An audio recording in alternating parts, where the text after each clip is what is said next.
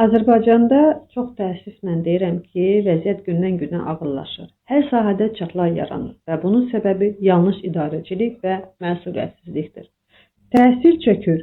Müəllimləri işdən çıxarmağı nailiyyət kimi göstərən məmur düşüncəsi bu ölkənin gələcəyinin təhlükəyə atır.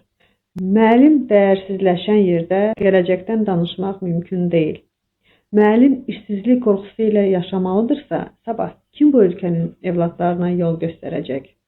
Uşaq pulu isə illərdir boş vədlər içində itir. Bəhanələri isə absurddur. Güya uşaq pulu verilərsə, uşaqlar çoxalacaq. Çox absurd.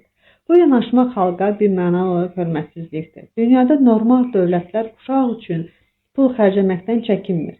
Bizdə isə uşağın haqqı büdcə qorumaq adı ilə kəsilir. Amma milyonların necə yoxa çıxmasını hamı görür. Əgər büdcə yoxa çıxırsa, korrupsiya normal hala çevrilirsə, amma böyük yük həmişə sadə vətəndaşın çiynindədirsə, deməli problem burada siyasətin özündədir.